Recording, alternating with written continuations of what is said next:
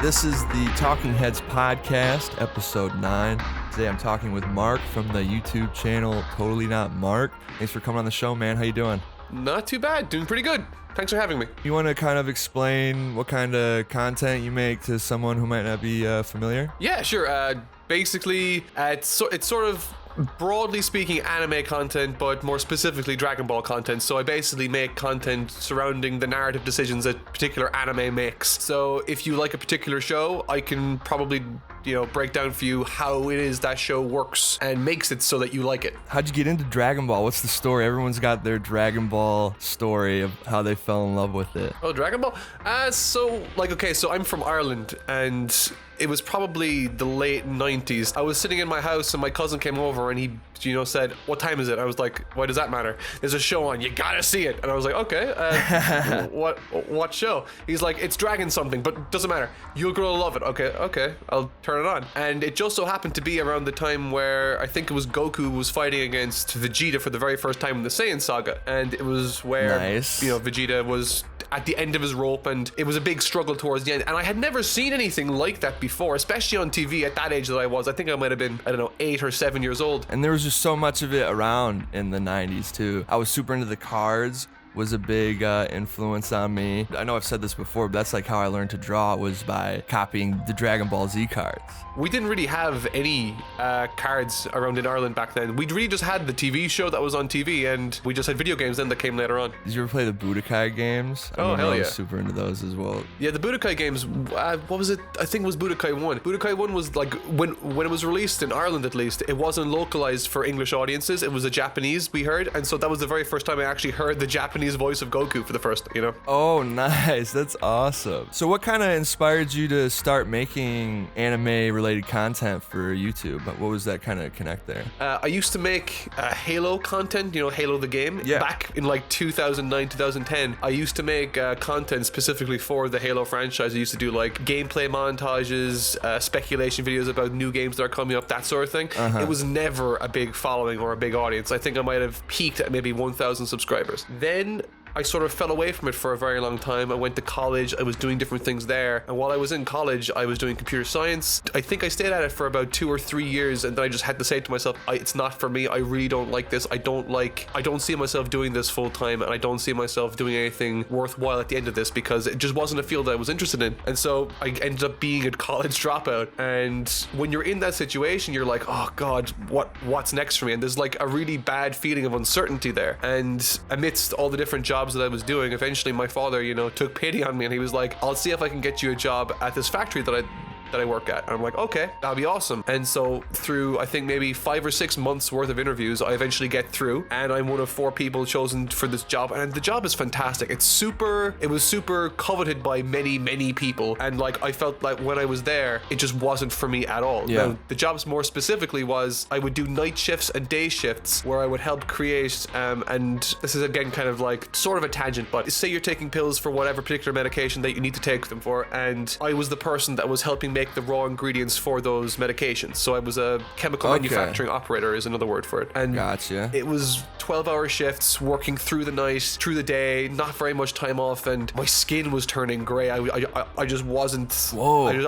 I just wasn't healthy at all when I was there. I used to have like a decent built frame, and then I ended up getting quite skinny and frail because I wasn't able to do anything or eat properly. I couldn't sleep. It was a bad situation. I ended up feeling like, to cut a long story short, I got very run down. And towards the end of that contract with them, I was like, okay, I gotta have an outlet. I gotta figure out what I need to do. And just to buy myself time, just to entertain myself while I was on those long, boring shifts, I decided, you know what, let's just open up YouTube again, and I'm gonna see what's there. What do I really like? I really like Dragon Ball. Okay, so I'm a fan of Dragon Ball. What do I want to see that isn't already there? And so I then started figuring out where are gaps in the market, so to speak, and I started looking at it more like, okay, let's make content this way and see if anyone likes it. And I ended up making content, and people ended up to like it, thank God. Speaking of your videos, the content that you make, the presentation on them are awesome. They're super fun to watch. Can you talk a little bit about the process or what goes into making a video like that? Like you said, kind of find the gaps. So what goes into picking the actual topic and like all the way to actually the finished product? Oh yeah, sure. So like when I was starting in like 2000, like I really properly started in 2015, and when I was looking at what the YouTube sphere was like within this particular genre, like anime and Dragon Ball, there was a high prevalence of like review content and all these different things, and so like weekly review episodes. So a person would make a video and they would be reviewing that week's episode, and I kind of saw that, okay, that would get a lot of views, but it's very time sensitive. Those videos very much have a lifespan, and I don't want to be struggling to make content every single day, because I feel like the more frequently you upload, the less you can do visually with the content. So I kind of looked at, okay, I'm going to try to do one video every now and then. So I'll come up with a video topic. I'll pick the topic. It could be like, for instance, the very first topic I ever chose was Dragon Ball Z. Google translates Dragon Ball Z. That was it. Google translates Dragon Ball Z. And so what I did was I would take the script of a particular scene, put it through Google Translate a bunch of times, and then I would voice act the episode while putting in all the sound effects and music that would be present in the actual clip itself. And I think some guy shared it on his blog or whatever, and it got 20,000 views, and I was like, whoa, that is more views than I've ever had in my entire life times God knows how many, you know? And so that kind of provided the kind of like positive reinforcement I needed. I did a few more episodes of that, and then I eventually branched out into doing different content, and eventually it led me to here. When it comes to editing and the visual flair kind of aspect, I noticed that there was a lot of like videos. If someone was doing a review, say again, reviews were all over the place back then. If someone was doing a review, they would literally just upload the audio with one static picture, and it played more like a podcast. And I was like, okay, people have this podcast thing already pretty much cornered in the market, so okay, I'm gonna make stuff that's really highly edited so that people have a different reason to come to me than they would otherwise go to them. So in a sense, I wasn't trying to compete with anyone else. I was trying to establish my own kind of show, so to speak. And so if someone wanted a particular thing from Dragon Ball like that, they could only go to me. Nowadays, more people are doing it, but back then it was sort of just me. Yeah, I think you nailed it pretty good. Your videos, I think, compared to other kind of Dragon Ball related content out there, they're just so much fun to watch. And like you said, how you do voiceovers in a lot of them. Oh yeah. And the way you kind of like the Who Did It Better series. I think that's been my favorite one to watch. That's so really far. Cool. I really wanted that to be good, mostly because I really liked and kind of fell in love with the idea of including the audience in the decision at the end. I love that because I feel like that's a thing that people don't utilize nearly enough. Like YouTube gave us the option to poll our audience. That's so fun to me. Do you get a lot of feedback from that? Oh yeah, I mean, like, it's a topic of conversation at the end of the day in the comment section as well. They'll be saying like, okay, for instance, in the last video, the most recent one that I uploaded was the Who Did It Better, Goku's first Super Saiyan transformation, the one on Namek, and a ton of the comments are them talking about how the initial first vote was for the Funimation dub in 1999, I think, and then the second vote at the end of the video, after I had explained all the differences, they go heavily then towards the Kai version, and they're all talking about how they're happy that Kai is finally getting the recognition it deserves. And I'm not saying that I'm playing a role in that. I'm just saying that it's cool seeing that conversation and just that people finding value beyond the video itself. You know what I mean? Yeah, that's cool. That is interesting to see. Would you say the Who Did It Better series is your favorite series that you've been working on lately? You know what? It's hard. It's hard to pick because in a sense the Who Did It Better stuff is very formulaic. I can just pick something from history and I can kind of extrapolate upon that and, you know, build a show around that. That's fine, and I really like it. I think it's a very relaxing process and it's very fun. But if I was to say which are my favorite videos to make, I really like a lot of the video essays that I've been doing lately in terms of explaining how different scenes are written and how a writer might write a given scene to achieve a desired emotion or effect within a story. I think like in those videos where if I do it correctly, and I haven't done it correctly all the time, but in those videos where if I do it correctly, I feel like there's a nice kind of epiphany, aha moment that the viewer might see or experience during the video, and that's sort of really cool to me. The fact that I can, like, that's something that I made, you know what I mean? And that's really cool. Yeah, I was gonna ask you, in those video essays, you cite a lot of books that are kind of about plot and story when you're kind of breaking down these characters. Is So it made me wonder if you have some kind of background in writing at all. Absolutely none. That's the thing though, is that like, so when I was in school, I did well in school, but I was sort of one of those people that just never disciplined myself to study very well. I then later found out that I actually have ADHD, and I went unmedicated for a very long time. I got really bad ADHD too, so I find it very difficult to concentrate on things that I don't find interesting in that particular moment. Yeah. That's probably what I found very difficult, or most difficult about college, because I was doing a subject that I thought was the best choice, but I didn't necessarily love.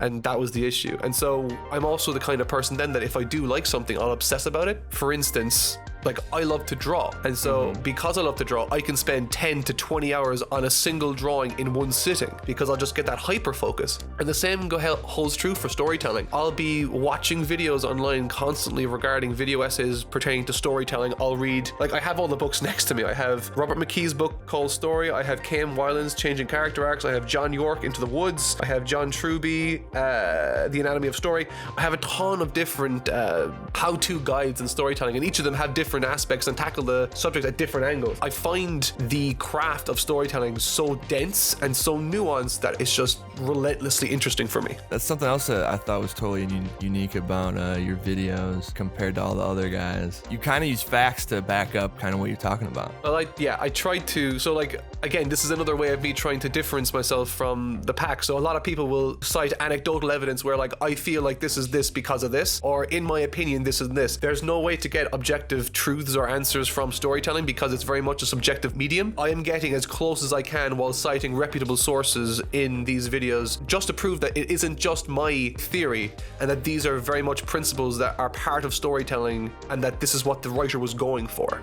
That's sort of the angle that I try to approach it from. Yeah, a lot more goes into it than you would think. I think actually the hardest thing I ever did regarding the whole YouTube thing was just getting used to recording videos. Like nowadays I can record a video in a couple of hours and that's fine, but it used to take me days like recording because I would be so upset with the sound of my voice or the intonation of a particular take. And like the whole YouTube thing, really, it just teaches you how to be a voice actor, a commentator, podcaster. It teaches you how to be a writer. It teaches you how to be an editor. It teaches you how to be a screenplay writer. It teaches you a host of different skills, and it's all piled into one. And if you want to be good at it, you got to be good at nearly all of them. It's crazy. You mentioned that you love to draw as well, and on all those video essay videos, you hand drew all the thumbnails. Do you have any plans to incorporate more of your illustration into your videos? Like you have a hand-drawn avatar, I noticed as well. So you got any plans going down the line to maybe do some more illustration related stuff? I always take whatever excuse I can to draw, because for me drawing is more of a hobby than it is an actual profession, but I do incorporate it where I can to help me stand out. Because a lot of people, if they're making specifically like we're talking Dragon Ball content now, a lot of people when they're making Dragon Ball content, they'll just rip a few images from online and they'll put into a thumbnail. Eventually people start recycling the same thumbnails, the same pieces of footage and all that kind of stuff, and so I tried to make myself stand out. And that's really the impetus behind it, really, is that I want to try to create as much of a unique scenario around this particular topic that I'm tackling. It's sort of like a brand almost, but it's not really. It's something that I do unconscious. And the funny thing actually about those thumbnails is that, okay, so the very first time those kind of thumbnails happened was in the Goku video that I did. I did a video discussing Goku and why I think people have misunderstood what his character is at large. When I finished writing it, I wasn't sure how I wanted to cover it because it was sort of like a new series that I was doing. I kind of like looked at one of the old character sheets for the show, like the old classic character sheets from like maybe around the time of Raditz, the beginning of Dragon Ball Z essentially. And I loved the colors that were used in that, and I thought it was very striking and very, very rustic and classic looking. And I was like, okay, that's the look that I want to go for. And I was looking through the manga. I came across a picture of Goku. I was like, okay, I'm going to try to draw that, but in a slightly different way, in this style, and I'm going to see how it turns out. I sent a picture of it. Like I sent basically the composition of what I wanted to go for along with the image to my girlfriend. So essentially it was just the thumbnail as it is now, but just without the text. And so I sent that to my girlfriend and I said, what do you think? I was like, oh my, and she was basically like, that's perfect, don't touch it, don't do anything to it. And I was like, wait, what? You don't want a background or anything? And she's like, no, don't give a background, just have the character. I'm like, okay. And so I just put the character, I just put the text, and that video blew up overnight. People really liked it, obviously because they clicked on it as well, but like I was very happy as well with the content content of it. It's probably the video I'm most proud of. What would you say is the best way to consume Dragon Ball? Like, would you say through the cartoon, the manga? Which one's better? What do you think? I'm going to be a real bad fence sitter on this. It depends entirely on how you like to digest media. I think most people prefer to watch something than read something. I think that says more about people nowadays. But if you want to get it through as fast, if you want to get through it as fast as possible, read the manga, because the manga can be read. I mean, I think I read the entire Dragon Ball manga in like a week. It's incredibly hard to put down. I think for that reason alone, the manga is very good. It's the least confusing one too, because there's a lot of strange filler choices within the anime itself that might cause you to think, wait, how does that work? I think if you want to have the purest experience, read the manga. It's the fastest way to get through it. But if you're someone that really finds it hard to read, or you just want to watch the show, I always say just watch Kai. If you had to give an elevator pitch to someone who's never seen or heard of Dragon Ball, what would you say to them to get them into it? That's a good question. I'm definitely thinking of it a lot more deeply than a lot of people might. Just because I needlessly do this. I would say it's very visually satisfying and striking, and that's what gets you there. But what keeps you there is the really concise, tight, satisfying storytelling. For instance, there are some things that some characters might say or do that could drastically change how you might view the world or reinvent your approach to life. So it's a very good series from a narrative perspective. It's a very good series. I would argue one of the best series from a visual perspective in terms of storyboarding and how characters look and what they do and different things of that nature. Together, it sort of creates this very unique experience that might give you a new appreciation for not only anime, but just animation in general and maybe even storytelling. Elegant as always, Mark. Thanks so much for coming on the show. I really appreciate having you on and talking to you about kind of your process and just Dragon Ball in general. Thank you very much for having me. It's been an absolute pleasure. You got anything you want to plug? You want to tell the people where to find you? You can follow me on Twitter at TotallyNotMark. On Instagram is at TotallyNotMark. Also, if you guys want to check out my channel, again, it's TotallyNotMark. And if you like Dragon Ball, check it out. You never know. You might like it. So thank you very much for having me, man. No problem, man. You're welcome anytime. This was the Talking Heads podcast. Thanks for watching. Thank you.